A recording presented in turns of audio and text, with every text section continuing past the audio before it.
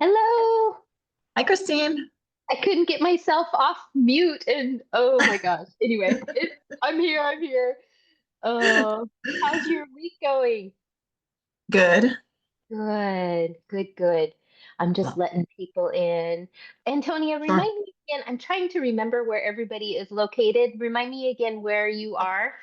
New York City, baby.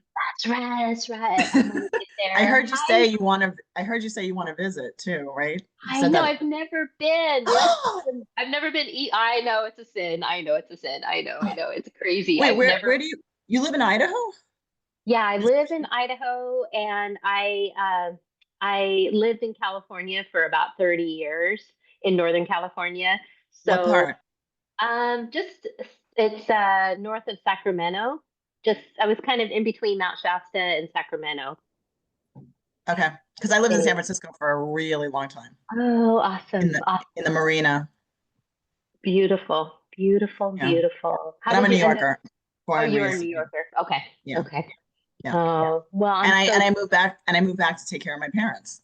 My mom got diagnosed with dementia and I moved back in 2013 and took care of both of them until they both died. So okay. Okay. 10 Okay. 10 years. Hi, Sydney. Hi, Sonia. How are you? Good.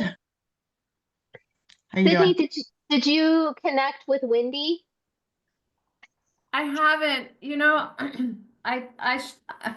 gosh, I meant to do that yesterday, and I even said to a friend, "Oh, I need to connect with Wendy," and I didn't. I'll try to do that today.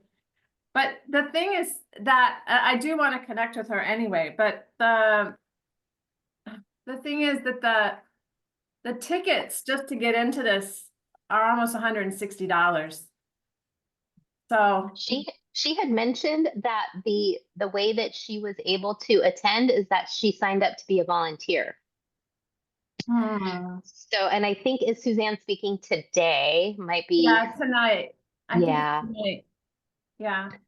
I don't know. So anyway, I think That's she volunteered. That's how she was able to get a free ticket okay. in because she spent some time.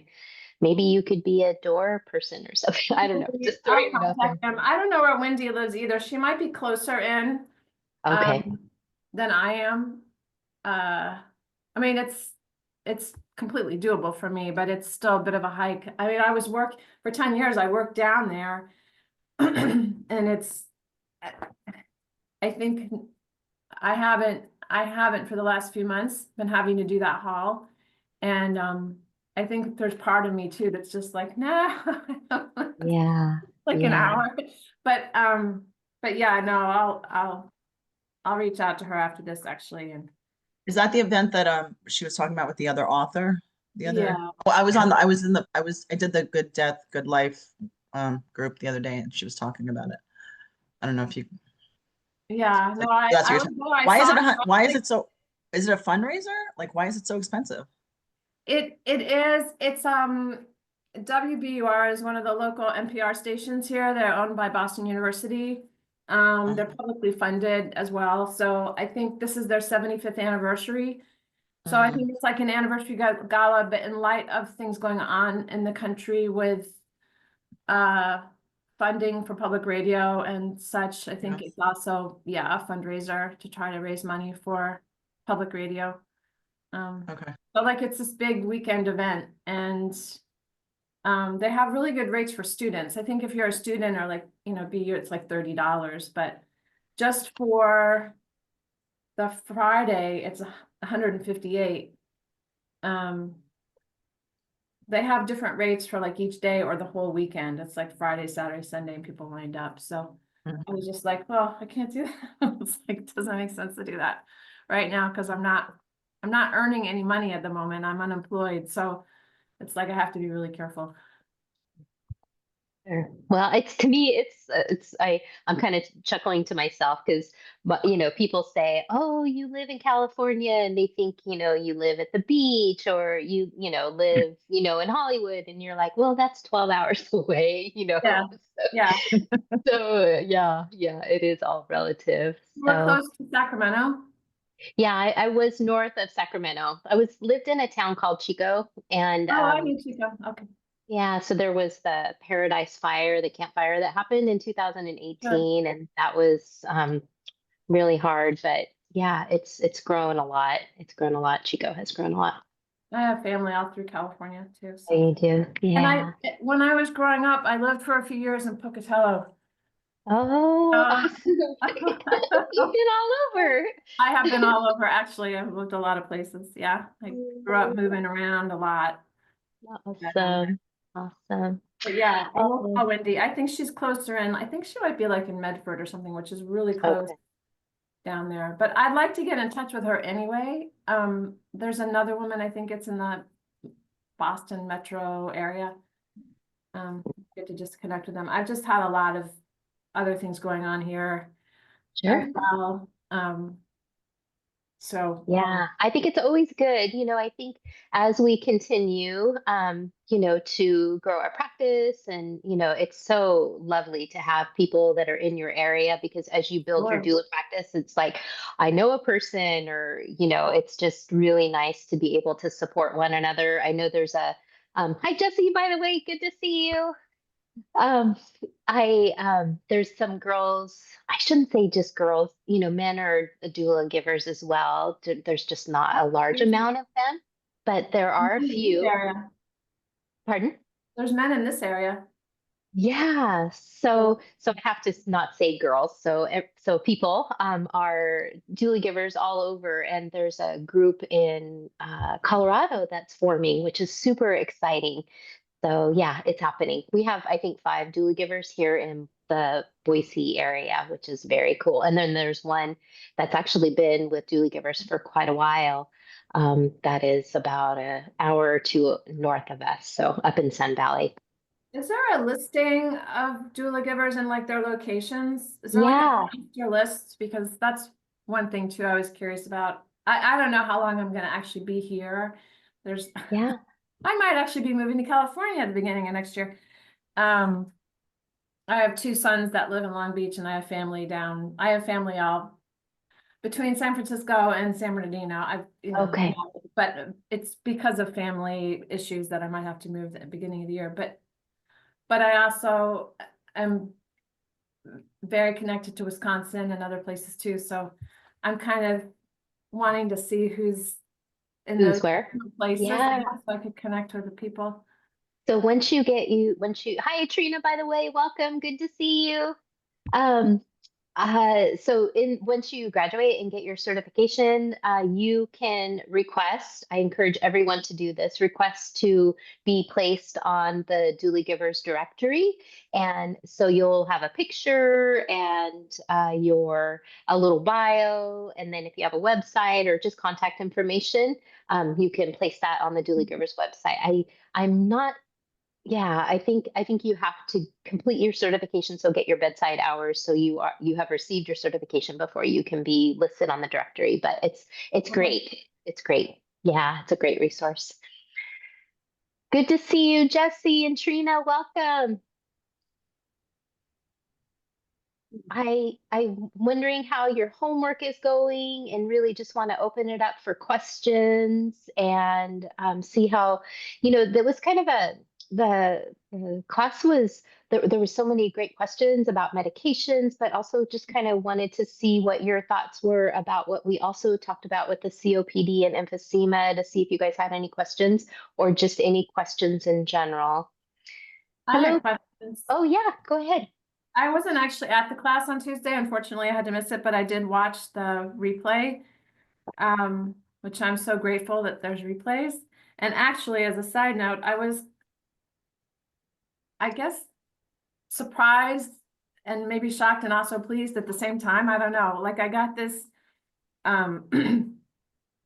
email from doula givers on Wednesday morning saying, we missed you at the class. And I was like, oh, okay, like they're watching.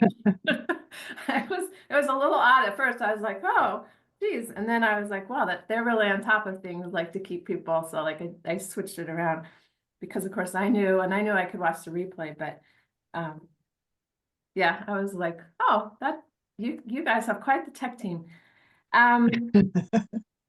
Anyway, my question is this.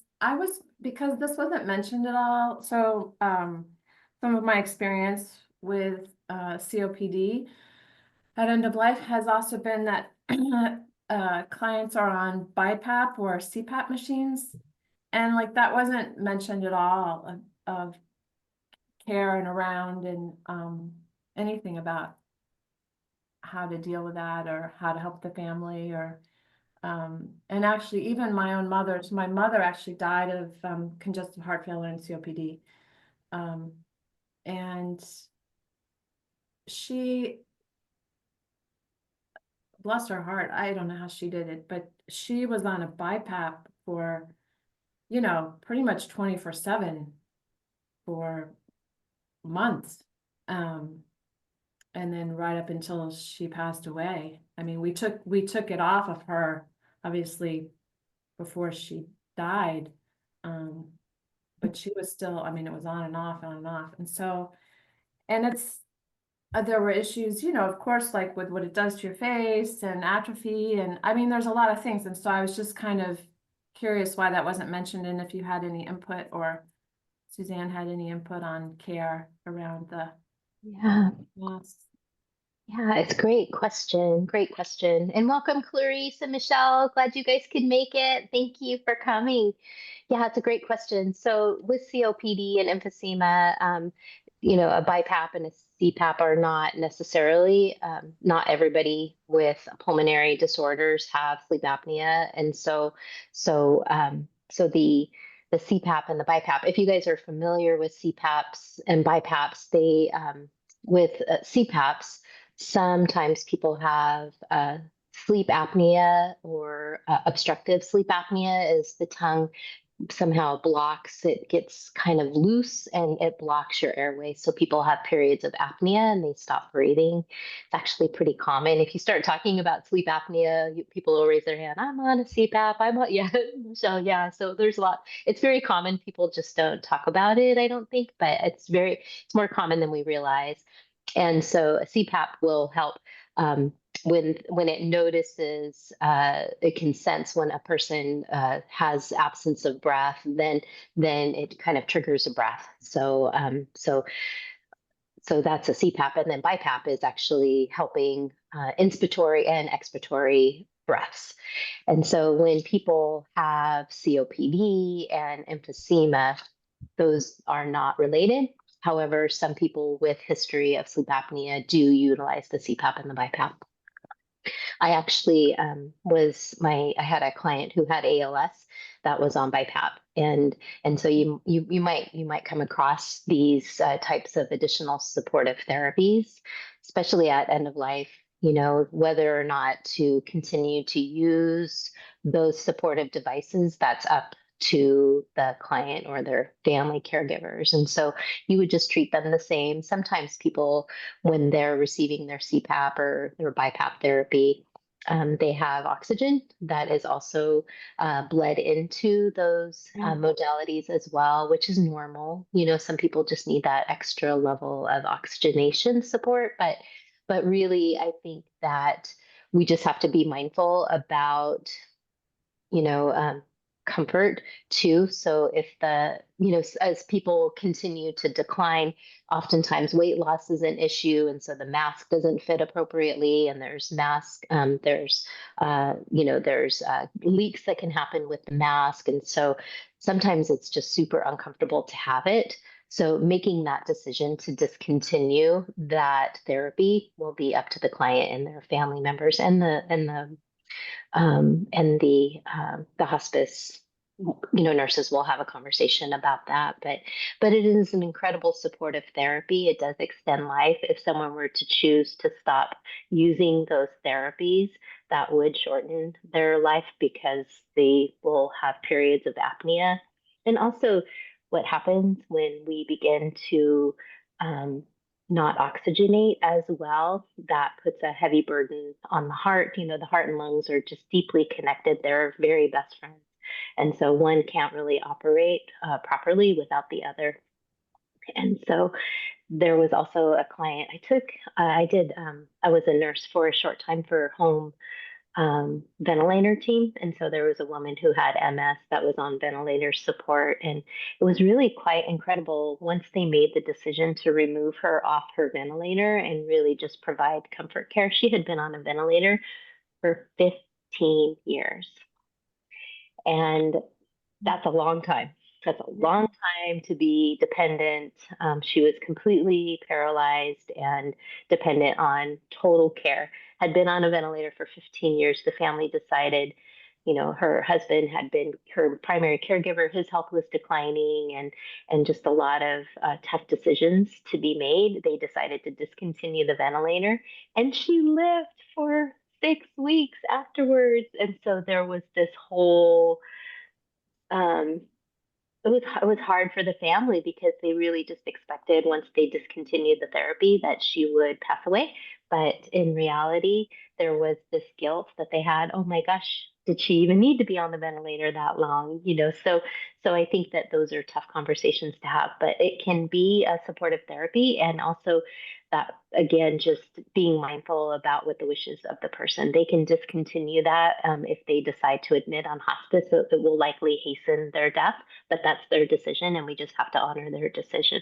But having respiratory support is important, but also using the medications will be helpful in that process.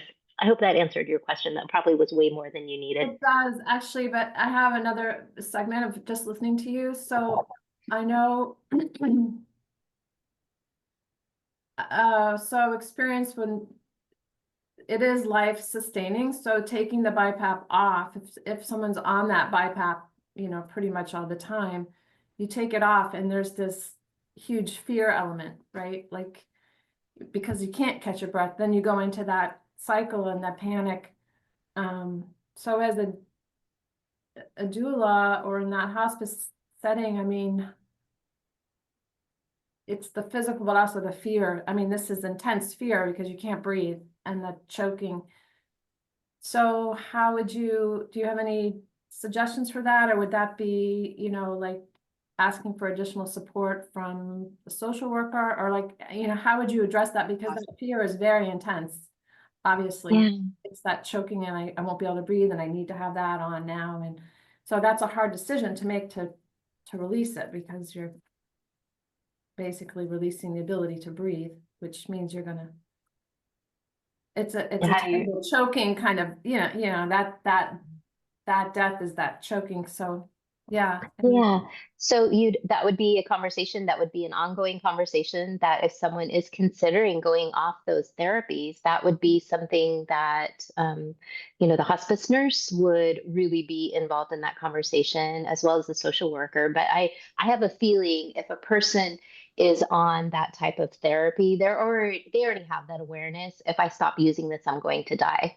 And another example is my mom had end stage renal failure. She was doing dialysis. She knew when she decided to stop treatment, she was going to have her end of life experience. So these people that have these chronic illnesses that are dependent on medical care to sustain their life, they know in the back of their mind that if they stop this treatment, they're going to pass away. And so, really, we need to be comfortable with that.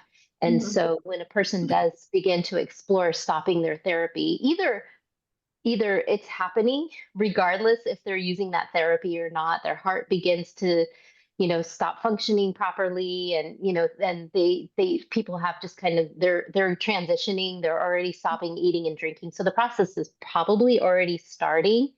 And so wanting to just make sure to have all of your comfort kit medications in the home, period. That should just be non-negotiable. The medications need to be in there.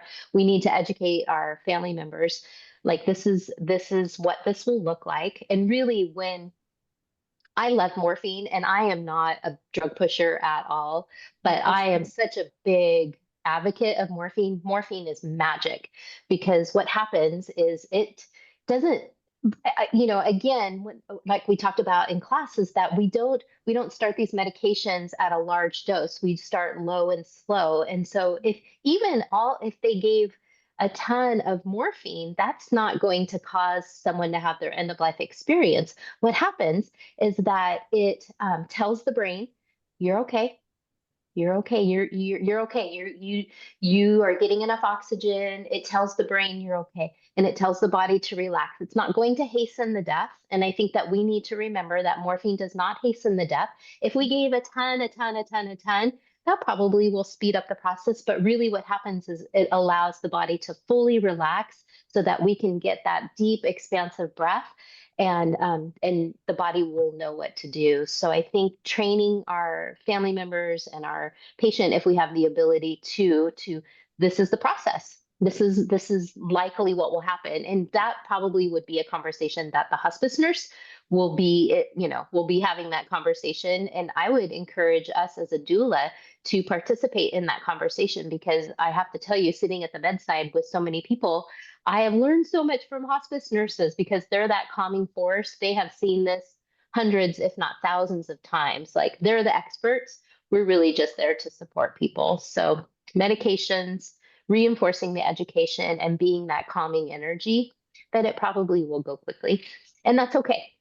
Does the morphine help with the fear? It sounds like you're saying it does. Anxiety. So we want to also have lorazepam on board, Yeah. because without that, with that feeling of shortness of breath, it'll probably invoke a lot of anxiety. So lorazepam and morphine are friends. They're very good friends. They work very well together. And so maybe in this case, they may want to start giving both of those medications. But again, that's up to the hospice nurse. That's not for us to decide. Lorazepam, morphine, best Okay. friends. I just know that that's such a big factor with these people with this condition, is this fear of, I mean, even like, oh my God, what if the power goes off, Oh, then for sure. I mean, and we take that for granted, but it's like a huge, big weight, because their entire existence is, reliant on power. Yep, for So, sure. yeah. Yeah, for That's- sure. Great question. Yeah. Thank you so much. I appreciate You're your. welcome. You're welcome. Elaine, welcome. Good to see you. Hi, good to see you guys. Jesse, go ahead and let me or can you unmute yourself? It's good to see you.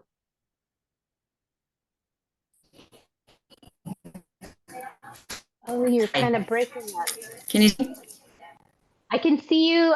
You're just kind of breaking up a little bit, or maybe is it me? You're muted. Let's see.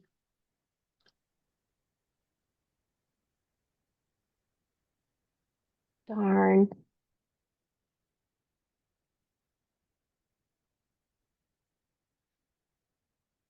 Might be there you go. You're unmuted now. Okay, can you hear me now? It's still breaking up just a little bit, but I can hear you. Yeah. Okay, it just told me that I have an unstable internet connection. So Oh, if it's in and out, I'll just back out so Antonio can have her turn. So I'm fortunate enough to have a niece that's she's a clinical psychologist, and she is counseling grief, but she'd started with hospice, actually juvenile hospice. So we're going to the coast here this afternoon because it's going to be 107 here today. So I'm gonna be asking her questions. She's gonna be role acting in both last week's good. homework assignment and this week.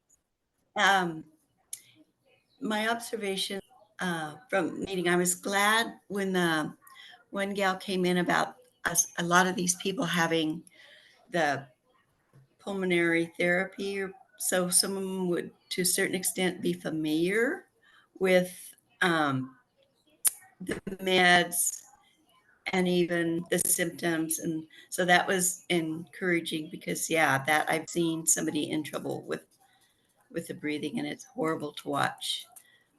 My uncle went that way, and it was just really, but so I guess, and maybe this will be touched on in further courses, but what do you do if you encounter a very strong personality who is against everything? I mean, just really, and the brother and sister are afraid of her.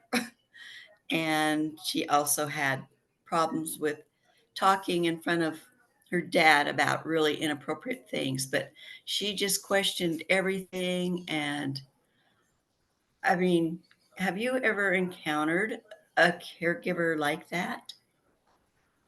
And what suggestions? How can you? I don't even know if handle it is the right term, but try to calm the animosity and the no, we're doing it my way and I don't care attitude. Oh my gosh, Jesse, yes. So we're all humans, having these experiences, and things can get a little tricky at the end, and it just stirs up so much for people. So I just want to clarify your question just so that I have a full understanding of your question.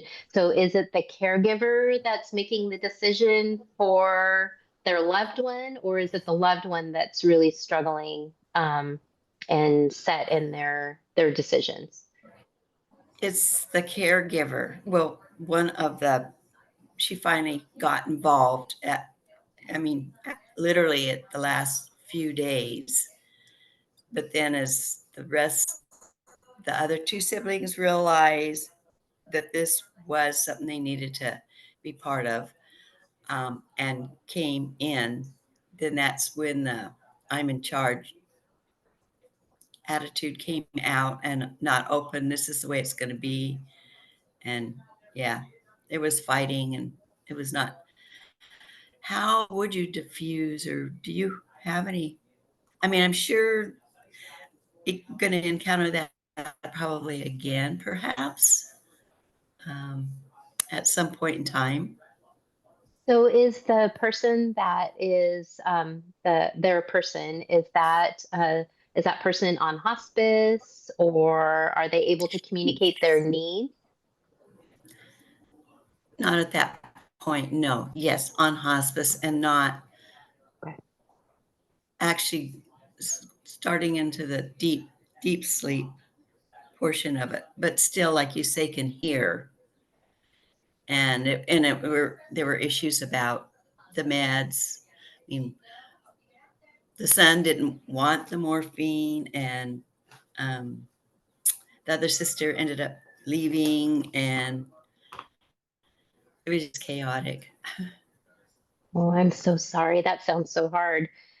I Yes, it happens. And we have to just remember that this this behavior, this situation, this storyline that has been happening, is happening currently, has probably been going on for the last several decades, right? These Yes. relationship issues is probably something that's been going ongoing. And so really we have to just honor, I guess from a doula perspective, Uh-huh. one, I have to remove myself from the equation, that this is not Right. about me. And then the second thing is just really meeting people where they're at. There's probably so many unhealed issues with this family that it may or may not get resolved while their person is still alive. And so, really, what we can do is be that calming energy and just help to listen and provide gentle guidance and support, and just meeting people where they're at. Sometimes as a doula or even as a hospice nurse, I really had to, I'm so like, I'm so protective of my client having their end of life experience, because Mhm. as you know, they're hearing everything that's going on, right? And so that has an energy all in it of itself. And so really, I'm so protective of that space that if there's fighting involved, I've been the person to say, let's step out into the room. There's clearly, some need for, conversation. So maybe let's take it outside. I'm such an advocate. I'm so protective of the dying person that that's a Right. non-negotiable. And so we can do that in a gentle and loving way. We don't have to be, judgmental, because every person has a story and attachment to their person. And there's probably a lot of unresolved and unhealed issues with their person. And so the person that's jumping in now may be like, oh my gosh, I realize I don't have enough time. And so this might be my way of being supportive for that person. Right. I have to tell you guys that Right. I have, in my mind, like I have to be real, I have to check myself at the door all the time because I I don't even know what's best for me. So how do I know what's best for those people there in that environment? They've probably been doing this dance Right. for a really long time. And so when I start That they have. assuming I know what's best, then I'm interfering. And so what we can do is just provide guidance and support and diffuse it and just use your calm, gentle voice and just come from a place of love that these relationships are probably not going to be healed, but also encouraging the social worker, if you have contact with the social worker, to maybe try and help get them involved. Maybe there's some spiritual support, maybe there's some extra support that's needed.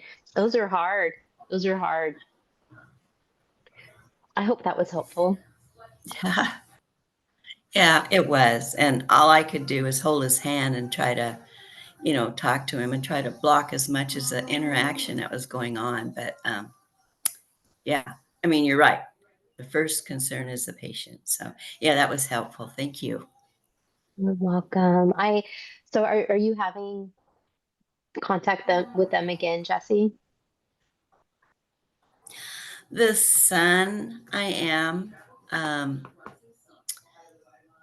and no, I saw the daughter one time, the one daughter that, where she had had a stroke a couple of years ago. So her abilities are a little impaired, and as well as the thought process, but I haven't with the strong one. Um, but I mean, it is, all you can do is all you can do. Yeah. So yeah, Yeah. thanks Thank for you. asking. Yeah. So hard.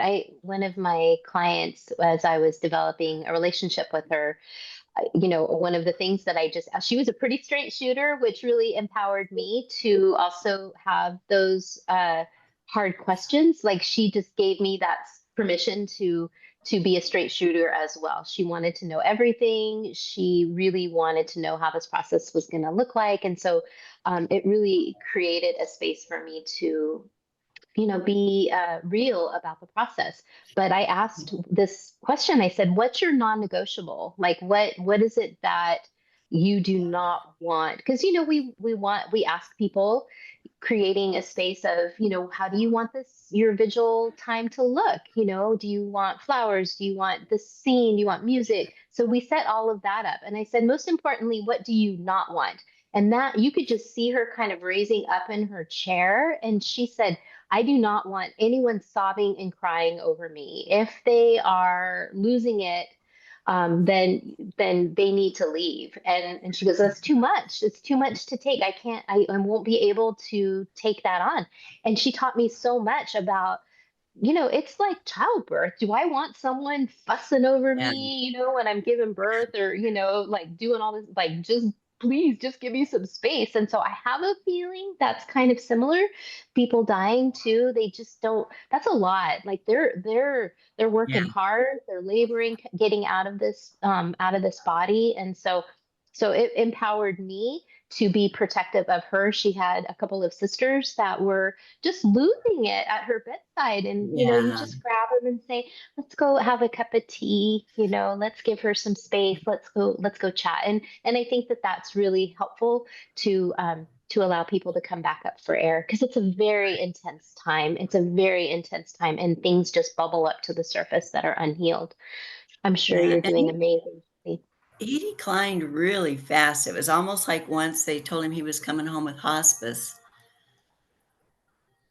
it was like it gave him permission. He was done with the good fight, and he had really had a Yeah. good fight.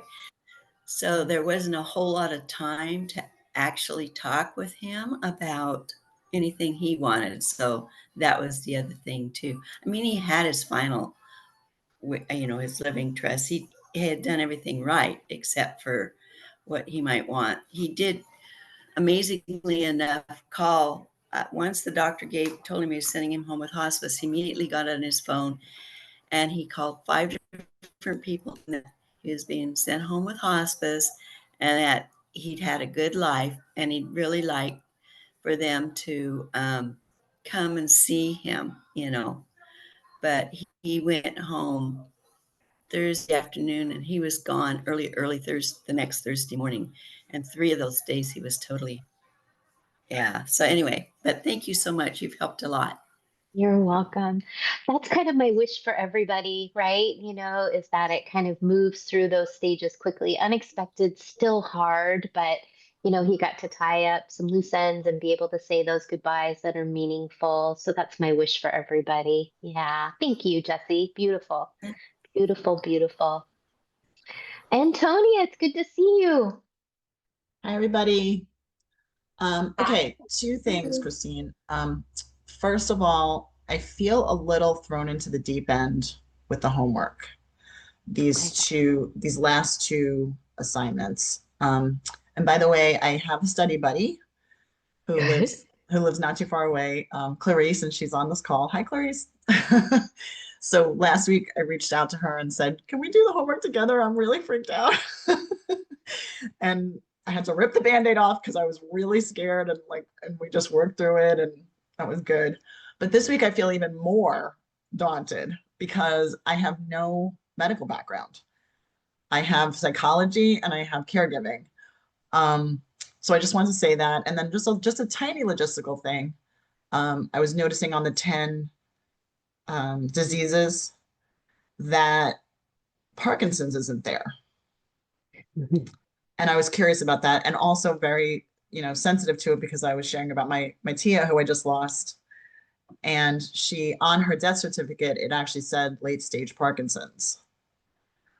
She was also 92. So, but, and my background, I took care of both my parents with dementia, and on my dad's death certificate, it said something about dementia, I was really angry actually because nobody dies of dementia. Like my mom had cardiac arrest. She had really bad dementia, but she had cardiac arrest. That's what killed her. My dad, I think he was 93, he stopped eating 2 days later. He was gone. But I was just, yeah, I was just wondering, because to me, Parkinson's, ALS, and dementia are three of the worst plagues in our society right now, and taking people down. And I was just curious why Parkinson's is not on that list. So there you go. Yeah, so I can't speak for Suzanne and why she chose those top 10 diseases. I'm sure that was high on her list of choices as well. But so someone else, was it you? Tara actually posted that same question too, and I love Parkinson's is difficult, and especially some folks have Lewy bodies dementia with their Parkinson's disease, which is an extra layer of hard. And so as far as Parkinson's is concerned, is really being mindful. For me personally, what I shared with Tara was that Parkinson's typically has, you'll notice there's some delayed speech. They'll have mobility or weakness issues, and then cognitive function as well. So one of the telltale signs with Parkinson's is that their face just becomes frozen. So there's not a lot of expression. So it seems like they just kind of have this flat affect. They're still there with us, but it is kind of this frozen space. And I love Michael J. Fox, how he's still so very much involved in bringing awareness, and he's still doing amazing hard, I'm sure, to just his body becomes so dysregulated with the tremors and that spasticity of his muscles, but the tremors and the rigidity are so common, and so their movements and their mobilities begin to slow, and then speech is impaired. Probably the biggest thing is with Parkinson's patients is safety. So as they continue to get weaker and weaker, we are worried about them falling. But having some adaptive devices, of course, wheelchair, and being safe with transfers, but probably the other biggest safety concern is swallowing with them. So just making sure they're sitting upright, that they have food that soft foods that are less likely to get stuck. And so those are probably the biggest issues: are the weakness, the mobility, the spasticity, and the rigidity of the muscles are super uncomfortable. But swallowing is probably the biggest issue. I think for me, I have learned with my Parkinson's patients, and I'm sure, Antonia, you have this awareness too, is being mindful about talking with the Parkinson's. They're still there and they still want to be able to communicate. And so we really have to slow down and just allow them time to respond, because they really are able to communicate.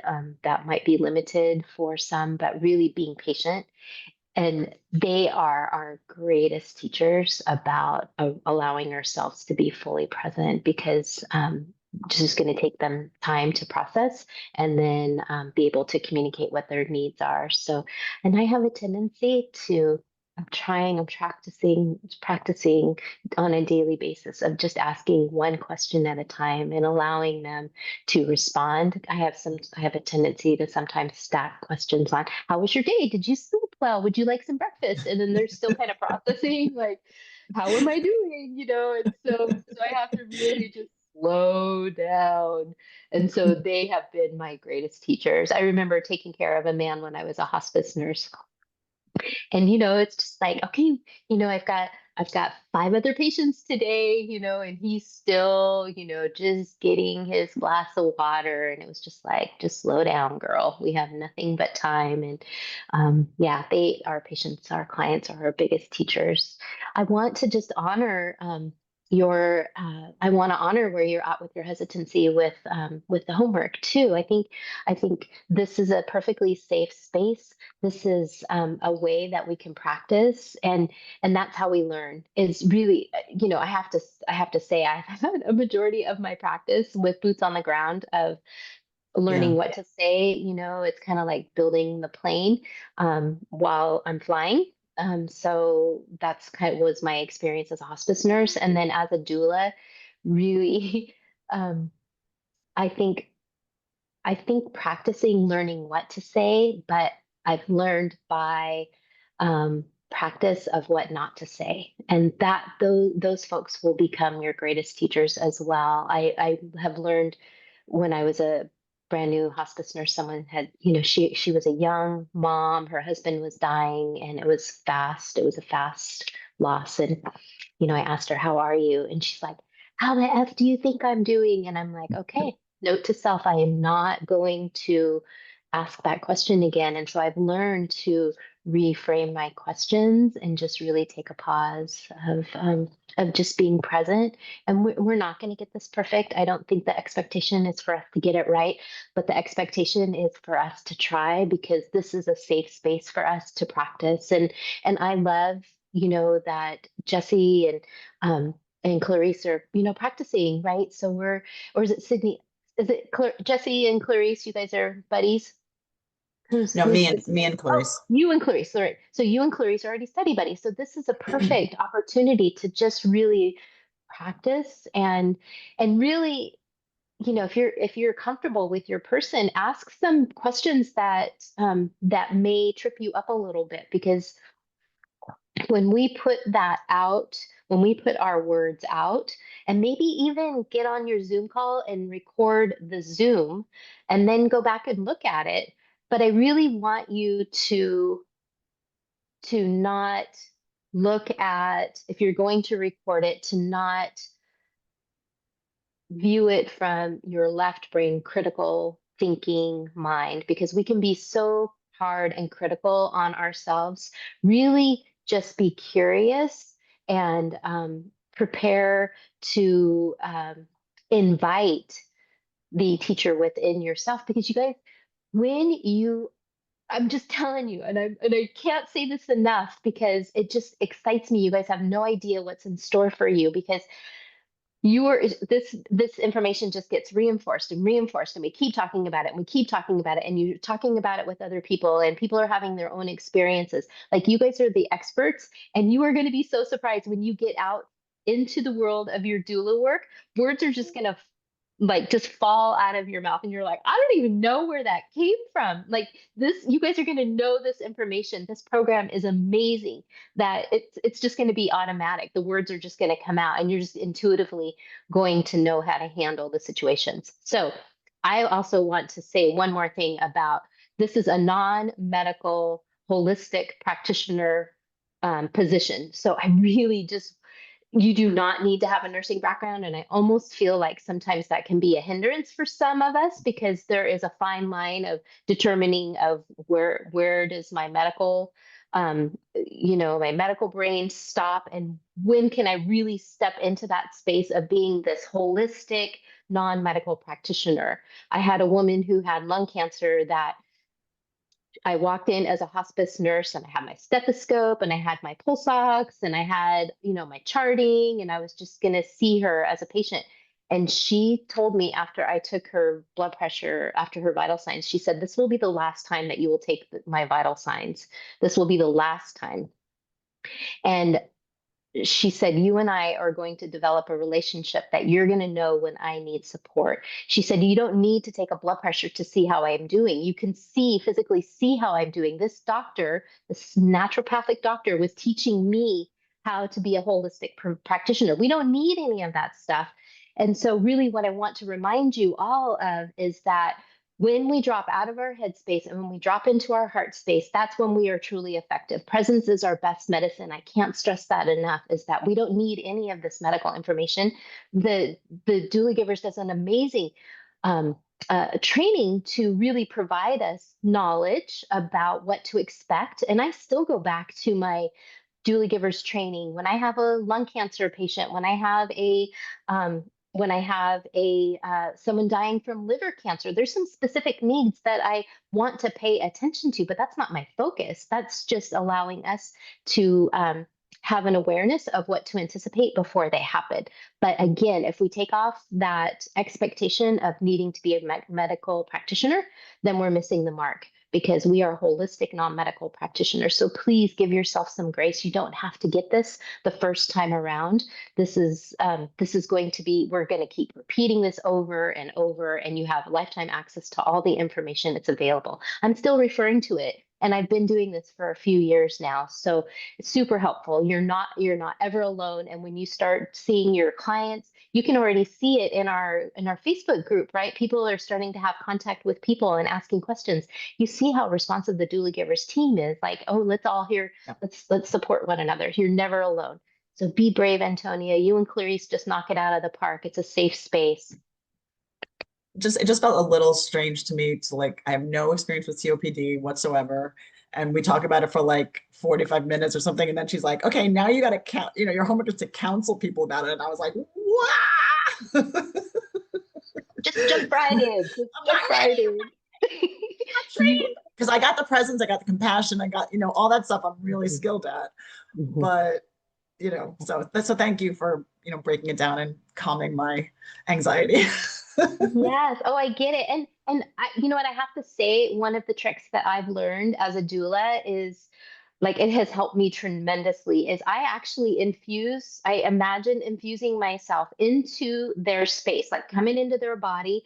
I am seeing through their lens. I'm actually just kind of matching my breath with theirs. Okay, how does that make me feel? Oh, I'm feeling a little anxious, and then go from there. And I want to say that when we move out of our left brain, this is an intuitive practice. So we know when your gut is telling you something's off, trust it, trust it, trust it, trust it, because we are all intuitive beings that know that something is off. We may not be able to identify it in medical or physical terms, but you just have that awareness. You're going to knock it out of the park. And COPD, yeah, just one of those things, super anxiety provoking when we can't catch our breath, but we have medications and we have the tools. So just go for it. You got this. Thanks a lot. You're welcome. You're welcome. Hi, Michelle. It's good to see you.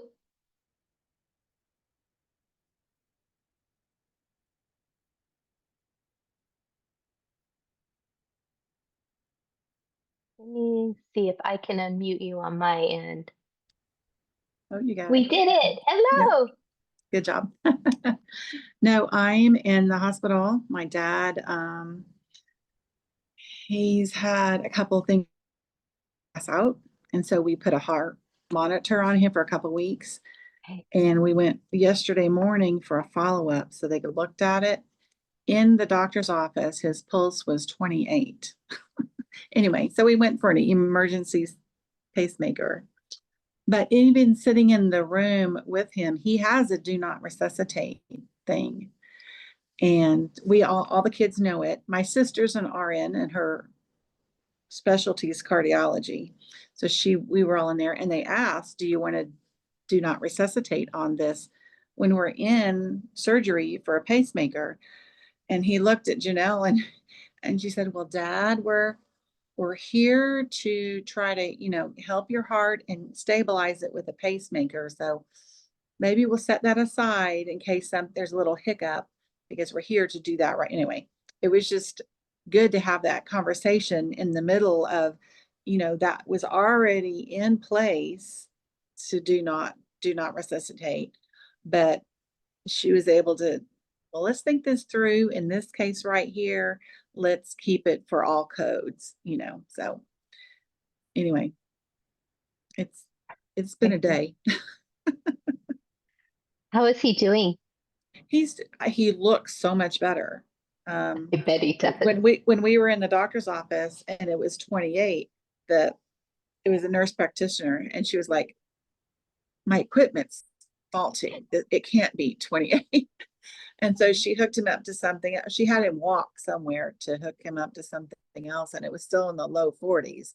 And so she put that back on him, and it was 40s. She said, "Oh my goodness!"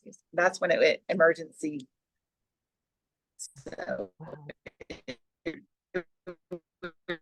we had it yesterday.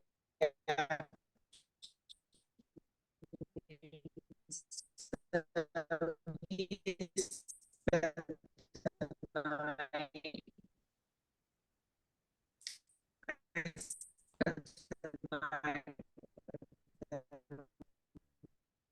Are you guys able to hear Michelle? I feel like she's breaking up. Okay. Shoot. Okay. Shoot. Okay. I always wonder if it's me. I got my internet hardwired, so hopefully we won't have any more disconnections. Michelle, I'm sorry, you're breaking up, my dear.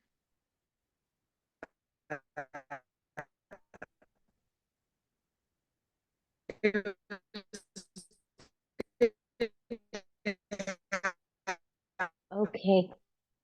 I'm gonna just mute you for a second, Michelle, and see if that helps. Maybe Michelle, turn your camera off. Turn your camera off, Michelle. Gina says if you're in the hospital, she needs to shut off the Wi-Fi. It'll kick her on and off. Okay, thank you, Gina. Maybe let me shut off your video. Darn. Are you still there, Michelle? I am. Can you hear me yet? I'm gonna stand by the window. Yeah, Okay. better. I shut your camera off and I think that helped a little bit. So Yeah, we kind of missed that tail end. Yeah, I noticed that it's been poor reception being in the hospital. So Yeah. So he's doing okay. I'm glad that that he was able to get that pacemaker. I'm sure that he's feeling better and he's probably less fatigued and yeah. You're looking forward to that. He was sleeping a lot, but he's 82. So Okay. but anyway, yeah, I'm just glad Janelle was there to kind of catch that on. I know we decided, and it's a signed document for do not resuscitate, but let's set that aside for just this one procedure and then we'll go from there. Yeah, and I think too, so did he get a pacemaker with a defibrillator or just a pacemaker? It's just a pacemaker. Perfect. Yeah. So some folks, choose to have, they'll have an irregular rhythm. And so some folks have a pacemaker and a defibrillator. So if their Yes. heart stops working, then the heart will be given a shock, and then the heart will restart. And so when so a person can live with their pacemaker for he'll probably do great. He'll probably be feeling much better than he was before. And so Yeah. I think what my experience as a hospice nurse was, when someone, because eventually our organs do get tired. And so, there is that question of turning off the pacemaker. I think that the pacemaker will, that'll be a decision. I don't think that to be honest with you, I don't think they turn off pacemakers. They make a decision to turn the defibrillators off. And so, yeah, so he'll Well, probably when get some good he wore years the in there. heart monitor for like 3 weeks, and his pulse would be up to like 160, and then it would go down to the 30s, and then he would Yeah. sing, and I mean, he was all over the map. Yes, he And needed that. He needed that. anyway, Yeah.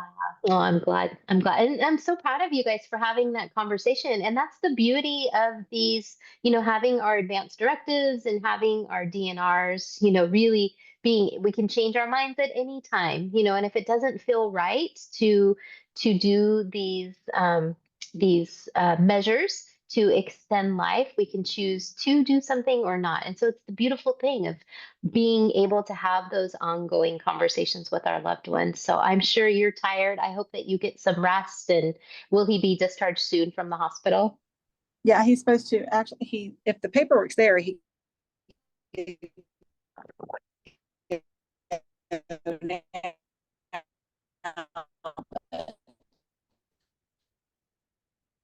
You're breaking up again, Michelle. I'm so sorry. Maybe you can put it in the chat. Yeah. I'm waiting for my sister for a hospital, so we're letting her work remotely. So Oh, nice. it's Very nice. Well, thank you for sharing that. Stay close to your dad. I'm sure you guys are going to have some special times together, and I'm sure it'll take a little bit for him to heal. But I'm glad that you're there with him. So, oh, he comes home this afternoon. Excellent. Oh, Gina, let's see what Gina says. I used to work in a cardiac cath lab. It doesn't hurt to ask the doctor if he can recommend an EP doctor as well, or if they have one in their practice. Your sister should know. Good luck. Excellent. EP, tell me, Gina, tell me EP. Remind me what that is.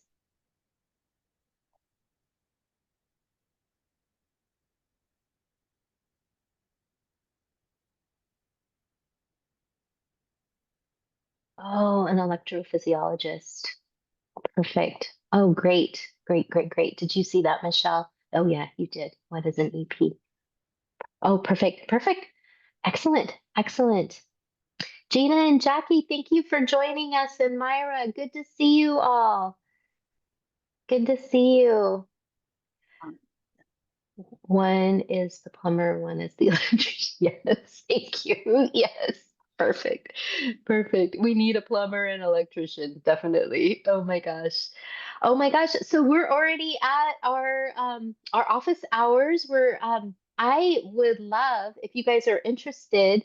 How many are going to be able to hang out and do happy hours? So are you guys interested in maybe sticking around and connecting with your fellow classmates? And are you guys all able to stay?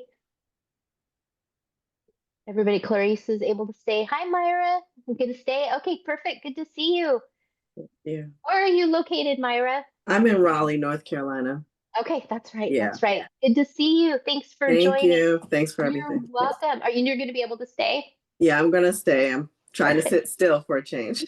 That's okay. Thank you. Thank And so Jackie says, Jackie can't stay today.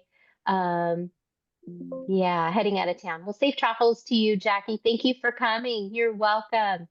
You're welcome. Thank you for coming. So Trina says, I can't figure out how to raise my hand. I have a couple of follow-up questions. Yes, and you plan to stay. Yeah. So Trina, yes. Can you unmute yourself? Hey, I think so. You did Can you hear it. me? Yes, welcome. Okay, a couple of things from early, at the beginning here. One was, and I'm sorry, I did not write down names and I cannot remember them, but Okay. one person was asking about the list of doulas by state, and then you were talking about how once we graduate, that we get that, but also we had the other doula giver talking about having a study buddy, and that is what I'm working. I would like to do this whole process because I have my own issues that I need to work through before I make myself of service to others. So I'm doing the whole thing, doing personal work. Pardon me.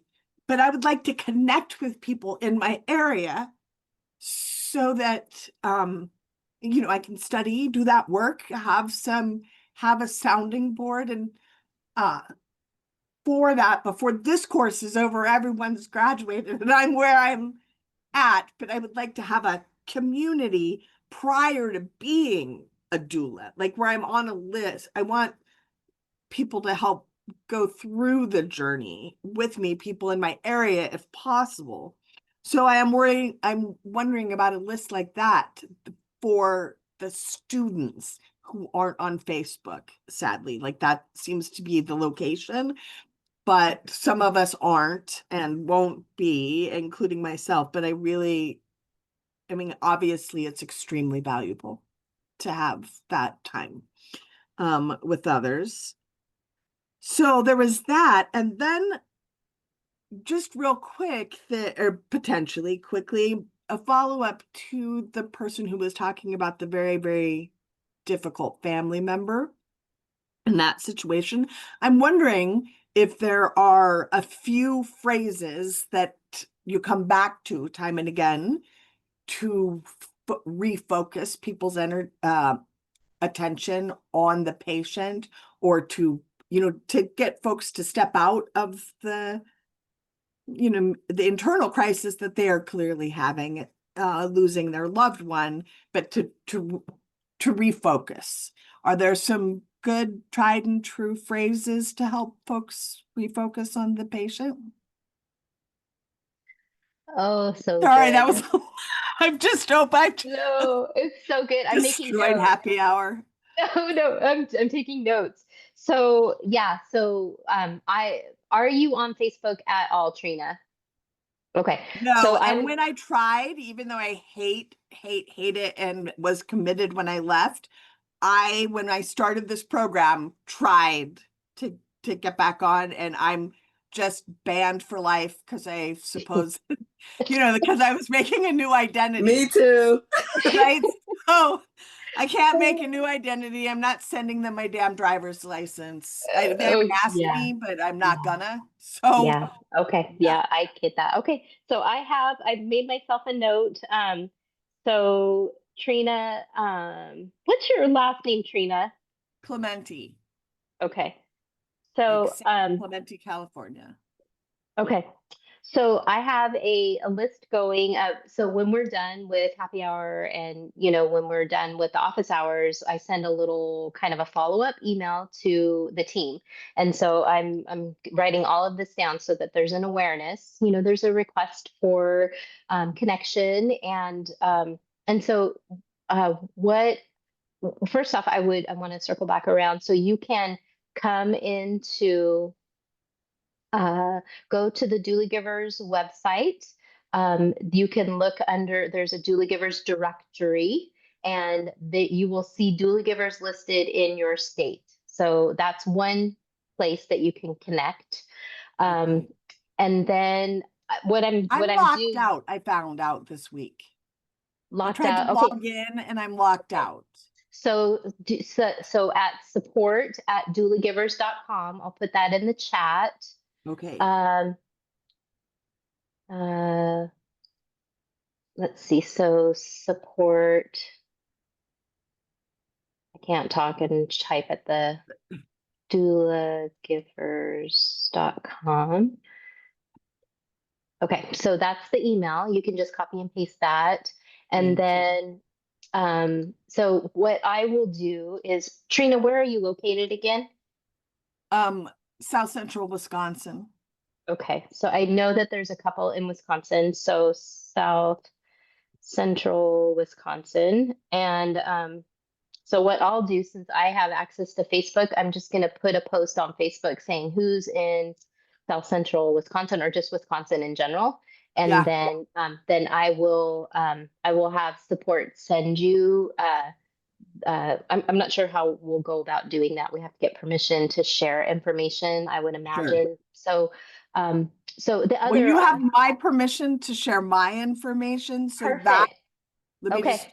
have Okay. that settled here. Perfect. Perfect. Okay. Okay. Perfect. So we'll figure this out. This will be an ongoing conversation. So we're only in week 5. So I want to just assure you too that the group that you're in, there are people that I know are in your area. I just can't think of them off the top of my head. So we'll get you guys connected. So this is good. This is good feedback. We want to support you. Um, I love the idea of study buddies. And so what I would love for you to do is like when you are in, are you doing the live Facebook classes? Or So not Facebook, are you doing the live the training? Zoom. Yeah. Well, I tried. I work 3 days a week. I'm a cab driver.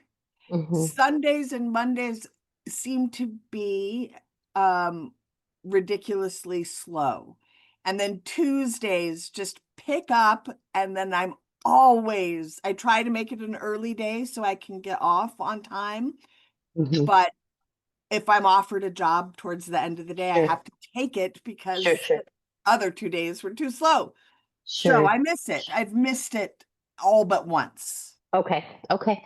Well, But that's I have to okay. do the replays, and then I'm trying to commit to Fridays now since Okay. this started as Perfect. a kind of adjunct that is not Facebook, but also even more. I've Okay. been very slow to get up and going. I'm going through some things. So, but I'm committed to it, and I know that I'm on the right path, and I feel very aligned, and I don't want to fuck it up, basically, by Yeah. procrastinating or letting the technical issues sideline me.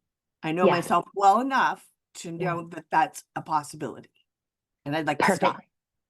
Well, we're all here to support you. And what I would encourage you to do is when we go, and anyone in the group right now, if you want to send Trina your email, you guys can connect connect by email or just chat with someone. Maybe when we go into the breakout rooms, I'd love for you to connect with those in the breakout room as well. Exchange numbers, exchange emails, and practice with one another. That's the whole goal, I think, of this group is to make connections. It's hard to connect with so many other students, Is and it is a little overwhelming, I think, for some of us who I'm not very tech savvy at all. And so for me doing the class and trying to answer questions and watch the chat, like Suzanne is amazing. She can do it all. I cannot. And so so really that we all have to just kind of just really be compassionate and kind to ourselves about just putting ourselves out just a little bit. There is a little level of vulnerability of like we want you all in the circle, so whatever we can do to support you. um Study buddy, so encourage, put your email and phone number, connect here in this group. Don't hesitate, just put it out there, Trina, and yeah. people can write that down and reach out to you. And then so I have a note about students in class. And then as far as the phrases are concerned, I just really encourage people to just take a breath and just remind, especially if there's conflicts in the room, of letting them vocalize what they need to share. But really, what I do as a practice is I reflect the questions or their statements or their concerns back to them. So what I'm hearing you say, and so because really it takes me a minute to process exactly, because there's energy, it's high anxiety for everybody. And so really just pausing and taking a breath and saying, so let me just understand what I'm hearing you say is you feel frustrated, you're angry, this person, just whatever they said, that allows you time to just slow down. And because oftentimes it's a miscommunication, and oftentimes people feel like they're not being heard or understood or felt. And sometimes in a real high stressful situation, if they're open to it, I'll hold their hand and say, I see you. I know that this is really hard. I can only imagine what you're going through. Really taking a breath, and just that really helps to diffuse the situation. Just allowing someone to vent, we're not going to be able to fix the issues going on. We're not going to be able to fix it, but we are going to advocate for our client and their loved ones and do the best that we can. But I think that's been a really strong practice for me for that reflective exercise. What I'm hearing you say, let's go back just a little bit, and let's have a cup of tea and talk about this. I know that this is really hard for you right now, and I'm sorry that you're going through this. Oftentimes, when people are in their deep grief, they have this anticipatory grief, and I ask them, what is it that you need from me right now? Those have been really strong practices. So, and if anyone else has any other insights, let's share those in the chat, and let's share those with one another. Jessie says Erica is wonderful. She makes you really comfortable with your questions. So Trina, if you're able to join the tech room as well on Tuesdays, that's from 2 to 3. So That's my busiest time. okay, 2 yeah, to 3 Tuesdays, like, is consistently horrible. okay, So I'll okay, have to email okay, support. But I perfect. do appreciate that, yeah. All right, so it looks like Jackie put her information. All right, girls. All right, so let's go ahead and do some breakout rooms. Let's go ahead and so everybody's staying. So 1, 2, 3, 4, 5, 6, 7, 8, 9, 10, 11. There's 11. So I think I'll break you up Oh. into rooms. Oops, people are dropping off. So please stay. Let's chat. Let's get to know one another. Sydney, you're staying. So I'm staying. I just have to tend to something just momentarily for a very sick cat, but I'm staying. I'll be right back. Okay, sounds good. Just be sure, Sydney, when you get into the room to click got it or okay, so you'll stay in the room. Okay. I probably, well, yeah, If hopefully you I'll be back before that, but. okay. So just to remind you guys, if this is your first time with us, when I'm going to put you in rooms, and when you get into the breakout room, I want you to just go ahead and click got it. Yes. And otherwise, it's just going to sweep you back out into the main room. So I'll also be sending you a notice about wrap things up. And then there'll be a 60-second countdown saying, okay, time to wrap things up. And then we'll come back and chat. So we'll take, a good half hour or longer. So the groups are kind of small. So take, 10 or 15 minutes sharing, maybe talk about sharing a little bit about yourself, why you're here, what brought you to this space, what you've learned so far, any areas of interest, or if you guys just need to connect and talk, this is your opportunity to connect. So happy that you're here. So 1, 2, 3, 4, 5, 6, 7, 8. All right. So I'm going to just put you guys in rooms. And again, thank you for your patience with me.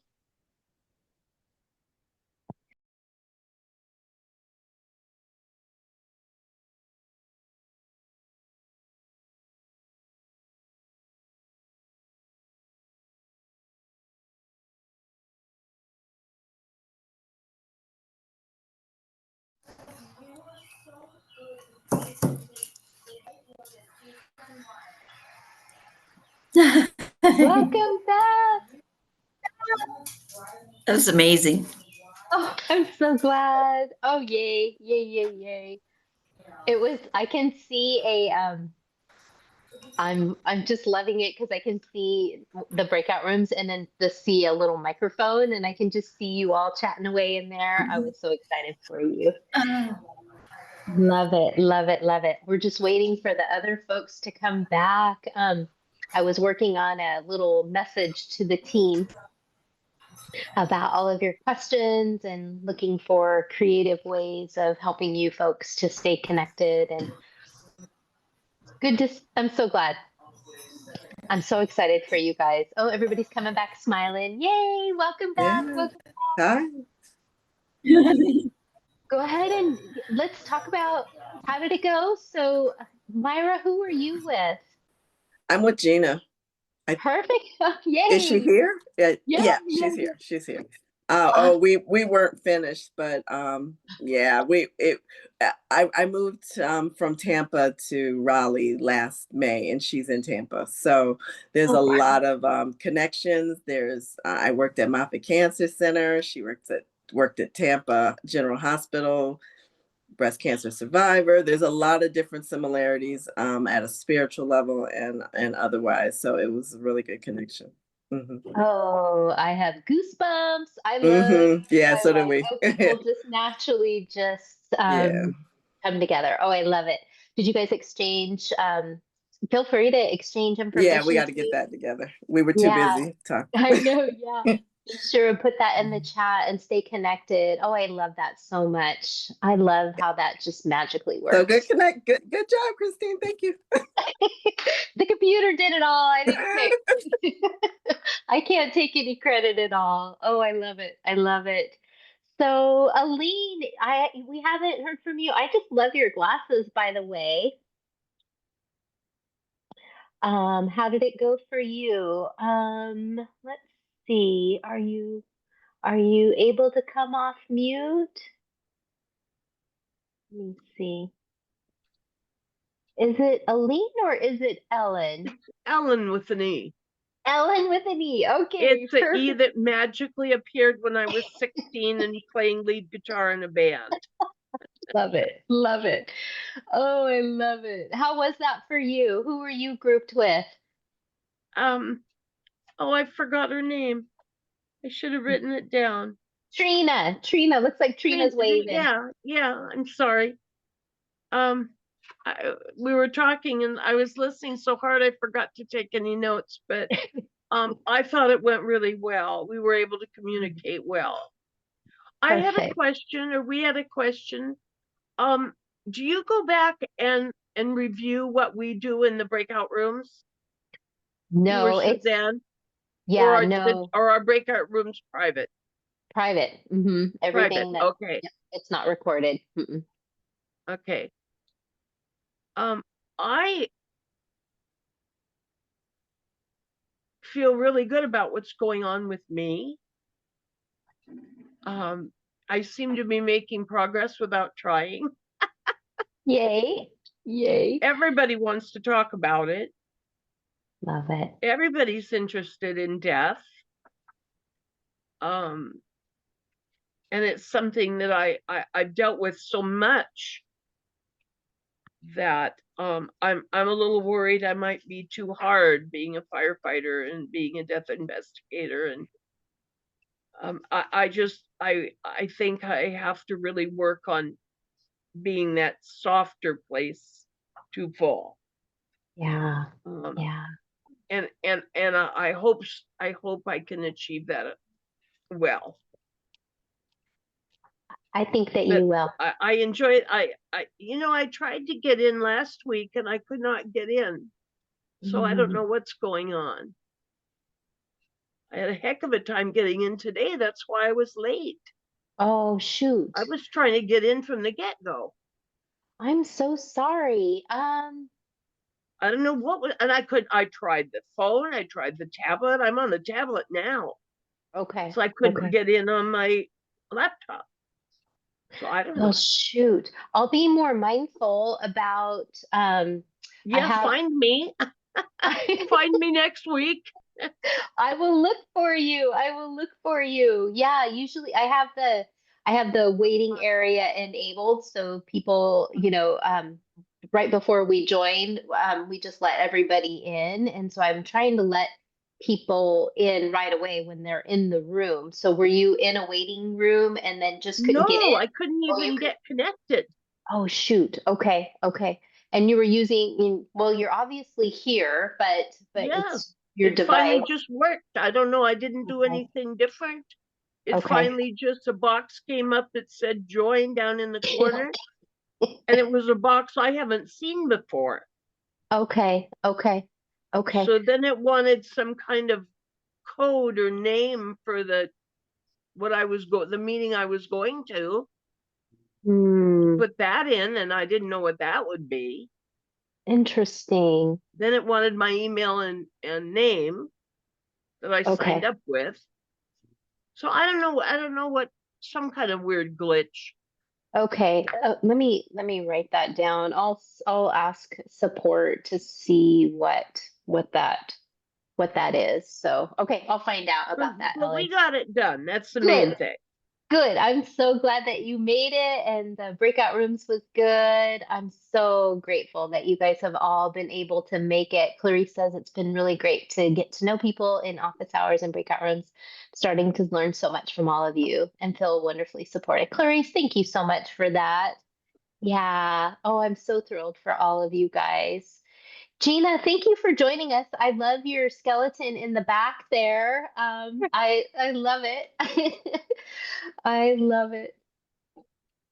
If I took you on a tour of the house, there are so many sugar skulls, skeletons, just random stuff my roommate and I have collected over the years. I We love also it. we also have a 12-foot skeleton and dog on the side of the house that stays up year round. So I was actually this morning laying out an outfit for her next adventure. So Oh, that's I'll great. have to share a picture with the group because she's getting a bikini and a tube and a big margarita for the summer. I love it. Where are you at, Gina? Remind me. I'm trying to remember where everybody Tampa. is located.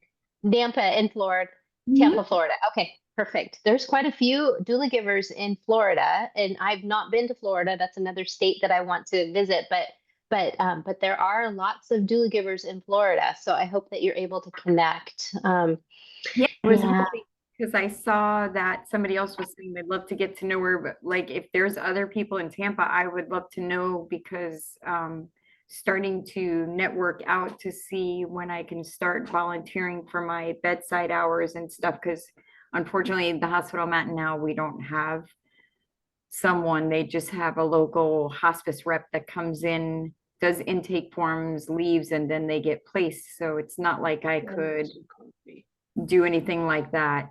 And I know Suzanne is only 25 minutes from me. She's over the bridge in St. Pete. So yeah, I mean, I'm sure I could find somebody, and there's two mentors that are listed when you do a search for doula and the life doulas. Yeah. Awesome. Yeah. So always would recommend, the doula givers directory. You can find graduates, that have registered in the directory. So on the doula givers website, it'll say, I think, find a doula giver. And so you can find all of the doula givers in your state. And so once you graduate, that's going to be something that you can do is you'll want to have a nice picture and a bio that you can just be placed. That's one of the lovely things about being doula givers is that you'll be able to be listed in the directory. So yeah. And So that's on the main website.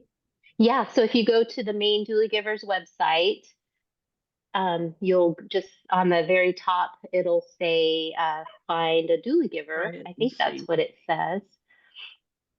Okay. Yeah. Yeah, so check that out. It will yeah, so Yes, you can all find right. some that are in your area. So, well, it was so cool to hang out with you guys. I always just feel so my heart just is so full and my cup is overflowing getting to share some time with you guys. So, just want to thank you again for spending your Friday morning or afternoon with me wherever you are. And yeah, let's do it again this week if that, or next Friday if that feels good. Otherwise, we'll see you guys in class on Tuesday. And then, and please don't hesitate also to put the hashtag question in our doula givers group if you have any questions that come up. But just I'm sending a little message to our team about how we can keep everybody connected, Trina. So stay tuned to that. Okay. Okay. All right, you guys have a beautiful weekend. Have a fabulous Friday and stay cool. Okay. You guys take care. Thanks so much. Bye.